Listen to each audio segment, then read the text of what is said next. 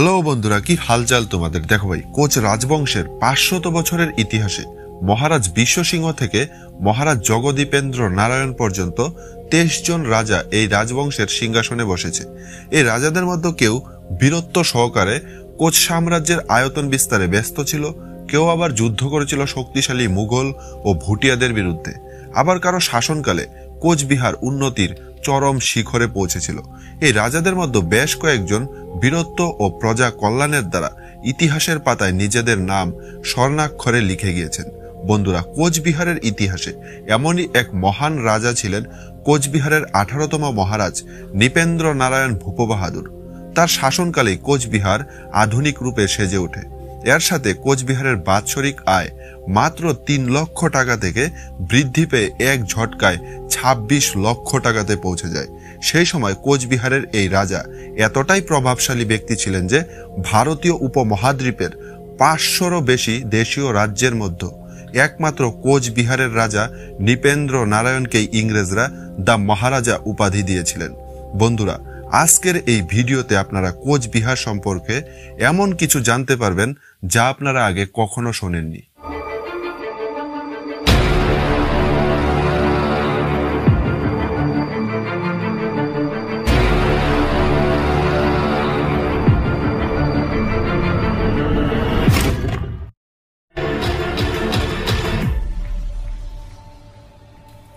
বন্ধুরা, এই কাহিনীর শুরুয়াত হয়েছিল আজ থেকে 162 বছর আগে, যখন কোচবিহারের 17তম মহারাজ নরেন্দ্র নারায়ণ 4 বছর শাসনকার্য পরিচালনার পর মাত্র 22 বছর বয়সেই পরলোক গমন করেন।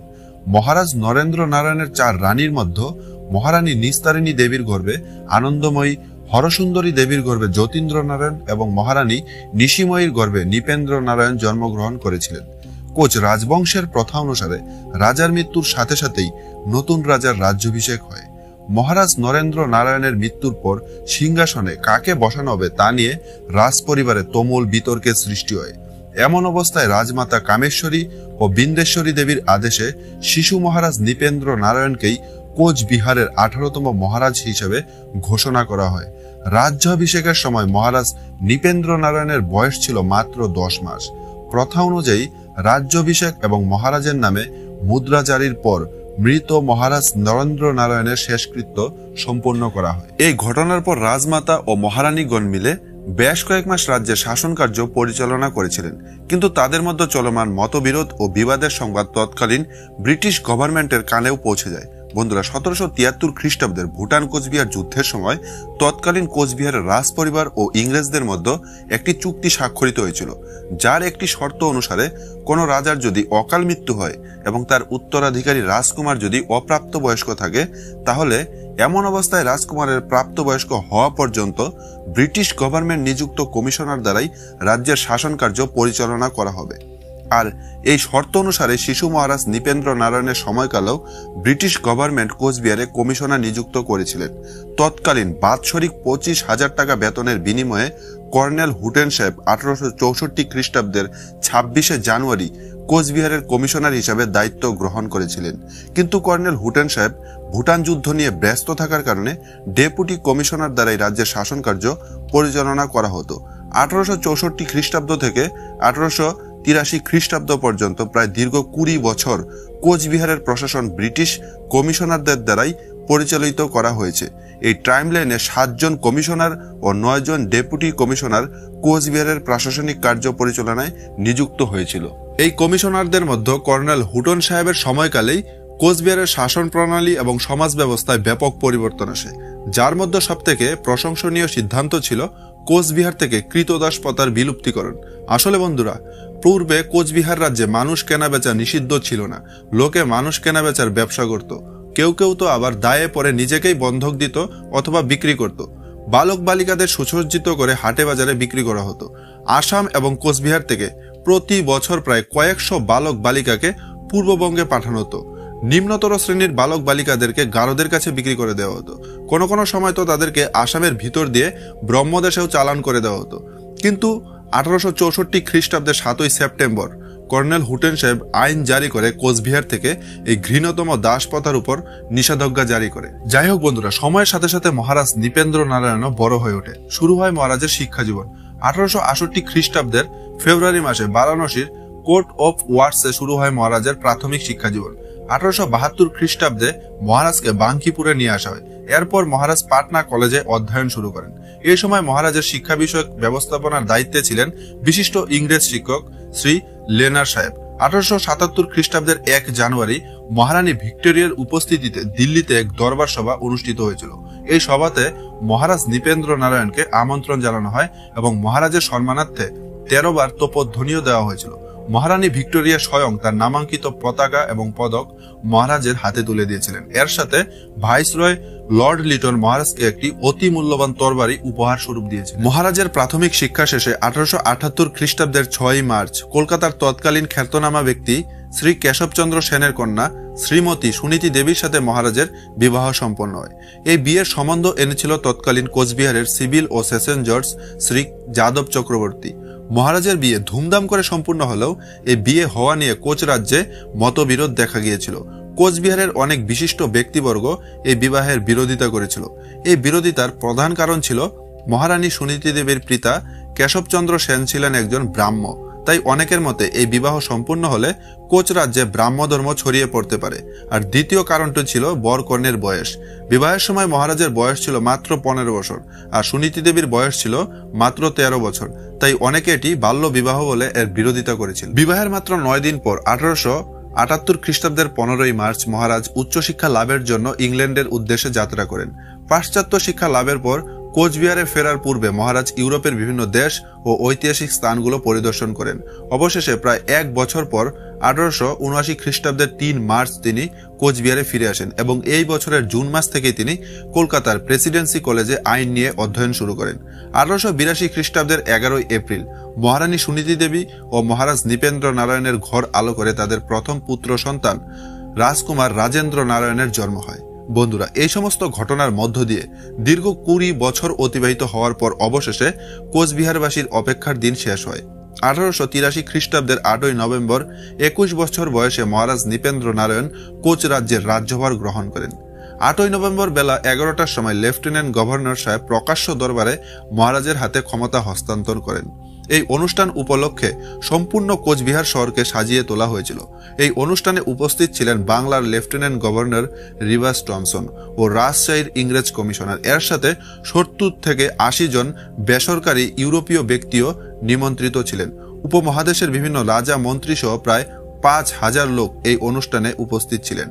মহারাজ সেদিন নিজ হস্তে দূর দূরান্ত থেকে আগত বৈষ্ণব, ব্রাহ্মণ ও অসহায় ব্যক্তিদের অন্ন, বস্ত্র ও অন্যান্য জিনিস দান করেছেন। আধুনিক শিক্ষায় শিক্ষিত মহারাজ রাজ্যভার গ্রহণের পরদিন থেকেই নিজেকে প্রজা কল্যাণে নিয়োজিত করে দেন। মহারাজ চেয়েছিলেন রাজ্যের প্রজাদের জীবনযাত্রার মান উন্নত করে কোচবিহারকে আধুনিক রূপে সাজিয়ে তুলতে। সেই সময় প্রতি বছর স্বল্প বৃষ্টিপাতেই কোচবিহার শহরে হাঁটু পর্যন্ত জল জমে যেত। এই পরিস্থিতির মোকাবিলায় মহারাজ কলকাতার নামকরা সিভিল ইঞ্জিনিয়ারদের কোচবিহারে নিয়ে এসেছিলেন। 1883 খ্রিস্টাব্দের পূর্বে কোচবিহারের রাজপ্রাসাদগুলো বাঁশখড় ও মাটি দিয়েই তৈরি করা হতো, কিন্তু মহারাজ নৃপেন্দ্র নারায়ণ ইংল্যান্ডের বাকিংহাম প্যালেসের আদলে কোচবিহারে একটি রাজপ্রাসাদ নির্মাণের সিদ্ধান্ত গ্রহণ করেন। বন্ধুরা, কোচবিহার রাজপ্রাসাদ নিয়ে বিস্তারিত ভিডিও দেখতে চাইলে আপনারা আমার এই ভিডিওটি দেখতে পারেন। এরপর মহারাজ কোচবিহারের শিক্ষা ব্যবস্থার উন্নতিকরণে মনোযোগী হয়ে ওঠেন। 1863 খ্রিস্টাব্দে কোচবিহারে মাত্র 2টি স্কুল ছিল, যেখানে মাত্র 150 জন ছাত্র পড়াশোনা করত। 1883 খ্রিস্টাব্দ পর্যন্ত এই সংখ্যা বৃদ্ধি পেয়ে 324-এ পৌঁছে যায়, যার মধ্যে 24টি ছিল বালিকা বিদ্যালয়। প্রায় 10,000 শিক্ষার্থী তখন অধ্যয়ন করত। 1888 খ্রিস্টাব্দে রাজ্যে উচ্চশিক্ষার জন্য তিনি ভিক্টোরিয়া কলেজ স্থাপন করেন। তার সময়কালে রাজ কর্মচারীরা প্রত্যন্ত গ্রামাঞ্চলেও বাড়ি বাড়ি গিয়ে শিশুদের বিদ্যালয়ে আসার জন্য উৎসাহিত করত। 1906 খ্রিস্টাব্দে কলকাতার যাদবপুর বিশ্ববিদ্যালয় প্রতিষ্ঠার সময় মহারাজ এককালীন 24,000 টাকা অনুদানও করেছিলেন। বন্ধুরা, মহারাজ ভালো করে জানতেন যে কোচবিহারকে এগিয়ে নিয়ে যেতে হলে সর্বপ্রথম রাজ্যের প্রজাদের জানমালের নিরাপত্তা সুনিশ্চিত করতে হবে। তাই মহারাজ রাজ্যের পুলিশ বাহিনীকে আধুনিকভাবে গড়ে তোলার জন্য একাধিক পদক্ষেপ গ্রহণ করেছিলেন, যার মধ্যে পুলিশ বাহিনীতে লোকবল বাড়ানোর পাশাপাশি পুলিশের জন্য কেনা হয়েছিল আধুনিক সরঞ্জাম, বৃদ্ধি করা হয়েছিল থানা ও চৌকির সংখ্যা। মহারাজের শাসনকালে কোচ রাজ্যে থানার সংখ্যা 4টি থেকে বাড়িয়ে 11টি করা হয় এবং 60টি নতুন পুলিশ ফাঁড়িও তৈরি করা হয়েছিল। সেই সময় একজন পুলিশ সুপারিনটেন্ডেন্টের অধীনে 3 জন ইন্সপেক্টর, 10 জন সাব ইন্সপেক্টর, 20 জন হেড কনস্টেবল এবং 239 জন কনস্টেবল থাকত। মহারাজ গ্রামের মানুষের নিরাপত্তার জন্য চৌকিদারি সিস্টেমও চালু করেছিলেন। এছাড়া সেই সময় ভুটানের দস্যুরা সীমান্তে বসবাসরত কোচবিহারের প্রজা ও তাদের ফসল ও গবাদি পশুদের অপহরণ করে নিয়ে যেত। মহারাজ এই ভুটিয়া দস্যুদের মোকাবিলার জন্য কোচবিহারের সীমান্তবর্তী অঞ্চলে সর্বক্ষণ পাহারার ব্যবস্থার পাশাপাশি ব্রিটিশদের দ্বারা ভুটানের রাজার উপর কূটনৈতিক চাপও প্রয়োগ করেছিলেন। এরপর মহারাজ কোচবিহারের ব্যবসা বাণিজ্য ও যোগাযোগ ব্যবস্থার উন্নতির জন্য যুগান্তকারী পদক্ষেপ গ্রহণ করেন। তিনি নতুন নতুন রাস্তাঘাট নির্মাণের পাশাপাশি নদীগুলোর উপর 27টিরও বেশি ছোট বড় লোহার পুল নির্মাণ করিয়েছিলেন। পূর্ববঙ্গ ও আসামের সঙ্গে কোচবিহারের রেলপথে যোগাযোগ ঘটানোর জন্য 1893 খ্রিস্টাব্দে মহারাজ কোচবিহার স্টেট রেলওয়ে চালু করেন। ব্রিটিশ কর্তৃপক্ষের সঙ্গে আলোচনা করে স্থির হয় যে ইস্টার্ন রেলওয়ে গীতালদহ পর্যন্ত একটি 2 ফিট 6 ইঞ্চির ন্যারোগেজ রেলপথ নির্মিত হবে, যা বর্তমান বাংলাদেশের লালমনিরহাট স্টেশনকে আসামের ধুবড়ী স্টেশনের সঙ্গে যুক্ত করবে। 1901 খ্রিস্টাব্দে তোরসা নদীর উপর ব্রিজ নির্মিত হলে এই রেলপথের সঙ্গে কোচবিহার শহরকেও যুক্ত করা হয়। পরে এই লাইনটি ভারত ভুটান সীমান্তবর্তী আলিপুরদুয়ার, বক্সা এবং জয়ন্তীর সঙ্গে যুক্ত হয়। 1901 খ্রিস্টাব্দ পর্যন্ত মোট 53.5 মাইল রেলপথ নির্মাণ করা হয়েছিল। বন্ধুরা, মহারাজ নৃপেন্দ্র নারায়ণ রাজ্যের প্রজাদের কল্যাণার্থে একাধিক আইন জারি করেছিলেন। দুর্নীতি দমনে 1890 খ্রিস্টাব্দে তিনি আইন জারি করেন যে রাজ্যের কোনো রাজকর্মচারী কোনো রকম স্থাবর সম্পদের মালিক হতে পারবে না। 1891 খ্রিস্টাব্দে জনগণনা আইন পাশ করেন। সেই সময় কোচবিহারের জনসংখ্যা ছিল 5,78,354 জন, যার মধ্যে মুসলমান জনসংখ্যা ছিল 30%। বন্ধুরা, কোচবিহারের অর্থব্যবস্থা যেহেতু কৃষি নির্ভর ছিল, তাই মহারাজ কৃষকদের কল্যাণার্থে একগুচ্ছ পরিকল্পনা হাতে নিয়েছিলেন। সেই সময় কোচবিহারের প্রধান উৎপাদিত ফসল ছিল তামাক, তাই এই তামাক উচ্চ দামে বিদেশে বিক্রয়ের জন্য মহারাজ ব্যবস্থা গ্রহণ করেছিলেন। এছাড়া মৎস্যজীবীদের সুবিধার্থে রাজ্যের বিভিন্ন স্থানে তিনি পুকুর খনন করিয়েছিলেন। নতুন করে তিনি বন বিভাগ, কৃষি বিভাগ তৈরি করেছিলেন। বর্তমান সময়ে বন্যজন্তু হত্যা করা আইনত অপরাধ হলেও সেই সময় বন্যজন্তুদের সংখ্যা বেশি হওয়ায় বনের নিকটে বসবাসরত প্রজাদের প্রতিনিয়ত জীবনহানি এবং ফসল নষ্ট হতো। এই কারণে মহারাজ শিকার বিভাগ নামেও নতুন একটি বিভাগ তৈরি করেছিলেন।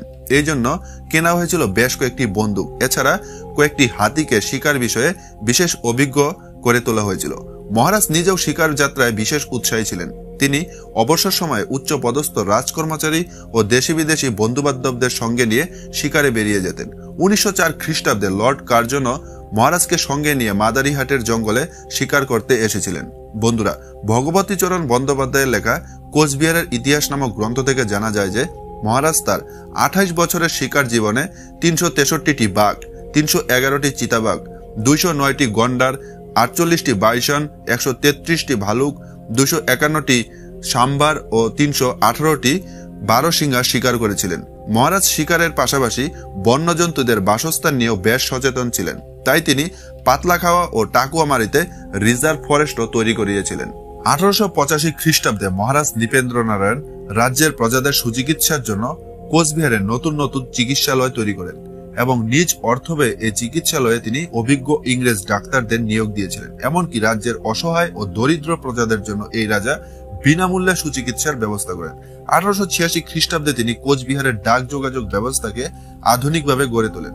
থানার পরিবর্তে পৃথকভাবেই পোস্ট অফিস তৈরি হয়। এছাড়া গ্রামাঞ্চলে শাখা ডাকঘর খোলার পাশাপাশি নতুন করে কর্মী নিয়োগ দেওয়া হয়। বন্ধুরা, কোচবিহারের এই মহান রাজা একজন প্রজা কল্যাণকারীর পাশাপাশি একজন ধার্মিক ব্যক্তি ছিলেন। দেশ বিদেশের মন্দিরে দান পুণ্যের পাশাপাশি তিনি 1889 খ্রিস্টাব্দে বৈরাগী দিঘির উত্তর পারে বর্তমান পাকা মদনমোহন মন্দিরটি তৈরি করেছিলেন। এছাড়া কোচবিহারের একমাত্র ব্রাহ্ম মন্দিরটিও মহারাজ নৃপেন্দ্র নারায়ণের দ্বারাই তৈরি।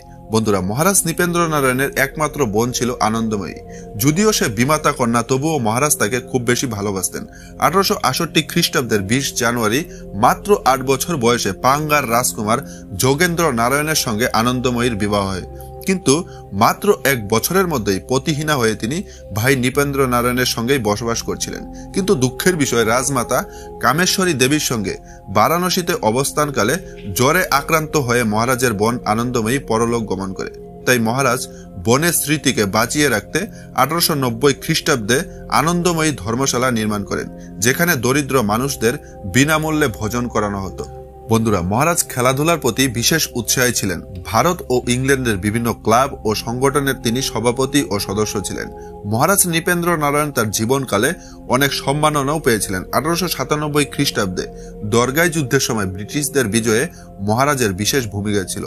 তাই তার সম্মানার্থে ব্রিটিশরা মহারাজকে লেফটেন্যান্ট কর্নেল পদমর্যাদা দিয়েছিলেন।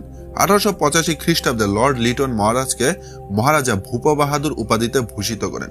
1887 খ্রিস্টাব্দে তিনি বিশেষ স্মরণীয় night grand commander of the order of the Indian empire পদক লাভ করেন। এর সাথে পেয়েছিলেন ডায়মন্ড জুবলি পদক। 1903 খ্রিস্টাব্দে তিনি দিল্লি দরবার নামের বিশেষ স্বর্ণ পদকও পেয়েছিলেন। বন্ধুরা, মহারাজ নৃপেন্দ্র নারায়ণ তার পূর্বপুরুষদের মতো একাধিক বিবাহ করেননি। তিনি 4 পুত্র ও 3 কন্যা সন্তানের পিতা ছিলেন।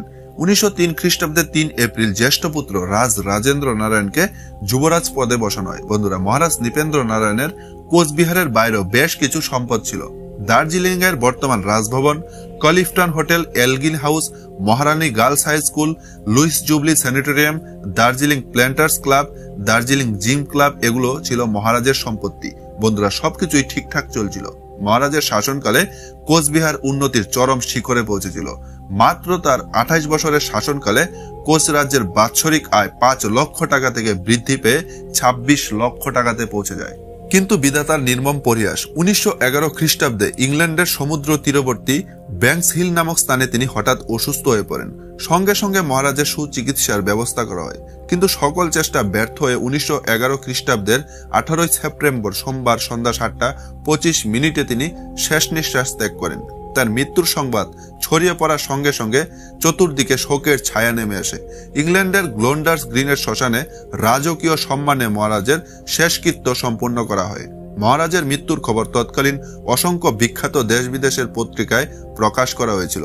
ইংল্যান্ড থেকে মহারাজের চিতাভস্ম কোচবিহারে নিয়ে এসে কেশব বাগানের রাজকীয় সমাধি ক্ষেত্রে রাখা। বন্ধুরা, আমার এই ক্ষুদ্র ভিডিওতে এই মহান রাজার সম্পূর্ণ রাজকাহিনী তুলে ধরা সম্ভব না। আমি নিশ্চিত মহারাজ নৃপেন্দ্র নারায়ণ যদি আরো কিছু বছর রাজ্য শাসনের সুযোগ পেতেন, তাহলে হয়তো আজ কোচবিহার হতো সম্পূর্ণ উত্তর পূর্ব ভারতের বৃহত্তম আধুনিক শহর। তারপরেও তিনি ভারত ও কোচবিহারের জন্য যতটুকু করে গেছেন, তার জন্য আমরা এই মহান রাজার কাছে চিরকৃতজ্ঞ। আমার কোচ কামতাপুরী ভাই ও বোনেরা, আপনারা সবাই ভালো করে জানেন যে কোচবিহারের ইতিহাস নিয়ে এত ডিটেলস ভিডিও কেউ তৈরি করে না। তাই নিজেদের ইতিহাস ও বীরত্বের কাহিনী জানতে আমাদের এই চ্যানেলটিকে অবশ্যই সাবস্ক্রাইব করবেন। এই চ্যানেলের প্রতিটি ভিডিও আপনাদের গর্বিত করবে। আর এই ভিডিওটি ভালো লেগে থাকলে লাইক করতে একদমই ভুলবেন না। আর কমেন্ট বক্সে জয় শিবচণ্ডী অবশ্যই লিখবেন। দেখা হবে নেক্সট ভিডিওতে। ততক্ষণ পর্যন্ত বাই বাই বন্ধুরা। জয় হিন্দ, জয় ভারত।